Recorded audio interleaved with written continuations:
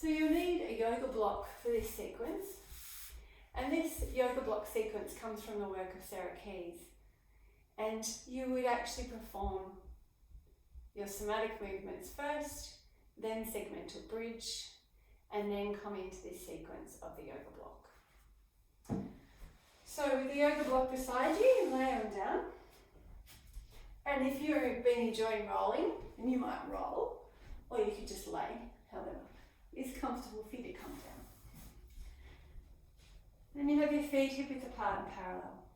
Take a breath in and gently arch your back from your somatics, arch and release. And then as you breathe out, let your back soften, let your back muscles release to neutral. Then you'll press down through your feet, tucking your tail, flattening your back even more, and peel your pelvis up off the floor. Just enough so you can bring the yoga block underneath. And you place the top of the block at the top of your pelvis. And the whole pelvis is supported by the block. And it feels strange but never uncomfortable. So if it feels uncomfortable straight away, it's often because it's too high. Yeah, so you can see there I'm in my lower back. So the top of the block, top of the pelvis. You're not sure where the top of your pelvis is, put your hands onto your pelvis, top of your pelvis here, like you're cranky with someone. Slide yourself around, hands around to the back, and where your thumbs are, and you notice it's a little lower, that's the top of your pelvis. So my block is lining up with my thumbs. And then you'll straighten one leg at a time. Let your legs relax. And if it's comfortable, you take your arms up over your head. It's quite comfortable often here. And remember, it's the coming on and off the block that helps to promote disc health by changing the pressure within the discs. So you might stay then for 4 to 6 breaths. And the whole time it feels comfortable, sometimes strange and comfortable.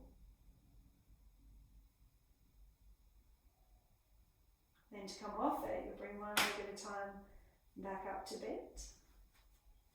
Bring your arms down. It's important here because you've been tractioning your spine that you want to tuck your tail so that as you lift up, there's no pressure in your lower back. And then you take the block out and slow motion roll down, one vertebrae at a time. Segmental bridge. When your pelvis touches the floor, you bring your knees into your chest, cross your feet, rock your knees towards your armpits.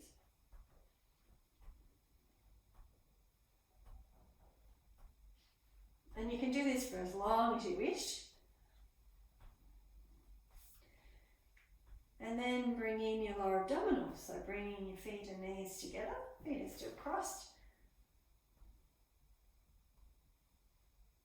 Neck and shoulders really relaxed. And then let's repeat the sequence. So inhale, arch your back. Release your back. So you keep breathing now, softening and melting the back to the floor like ice cream on the hot concrete. Then tuck the tail. Pick up the pelvis and roll up into a bridge. Slide the block underneath your pelvis. Top of the block, top of the pelvis. Pelvis touches down. Release one leg at a time. Arms come over your head. Settle into your breath, maybe even soften or close your eyes.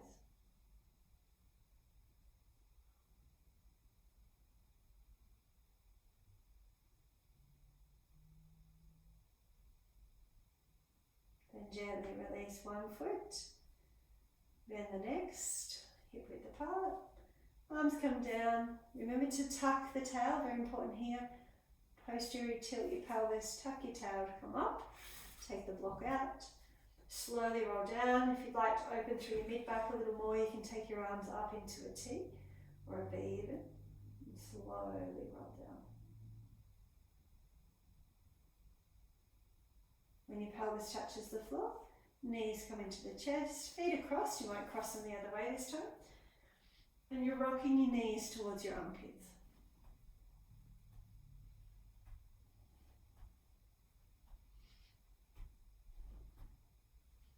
And then take your feet higher, knees together, neck and shoulders relaxed, arms beside you. Use your lower abdominals to bring your knees into your chest.